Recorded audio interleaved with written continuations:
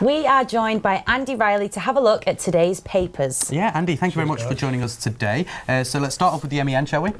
Yeah, it turns out that Greater Manchester Police may have known about Cyril Smith and what he was up to back in the late 80s.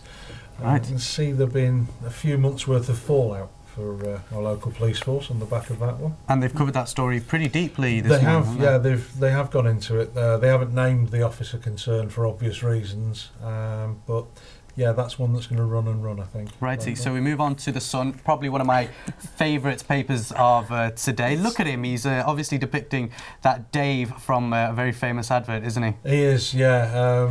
I've got a feeling that he'll end up with that Photoshop on his wall, framed, pride of place. But you know, all the papers are giving very different spins on the budget yesterday. The Sun saying it's a fantastic budget, you know, end of tax on savings. He's looking very like sassy, isn't he? He is looking very hot. Working it. Yeah. Working it. Moving on to the Mirror, who've got the kind of opposite spectrum of what the Sun have got. Still talking about the budget, but talking about an opposite. They're saying that, you know, the cuts are going to go on if the Conservatives get into power in May.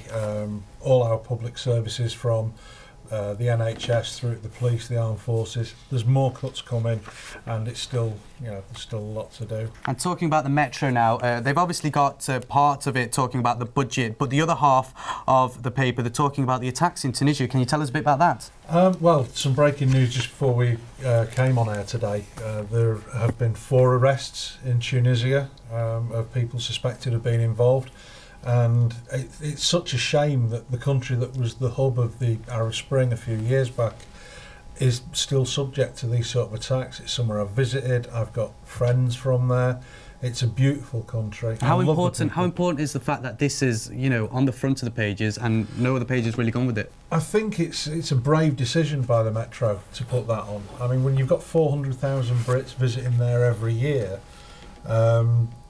to actually go with that ahead of the budget as your lead story on a paper that's given away free basically across the country, I think is a very brave decision, and rightly so.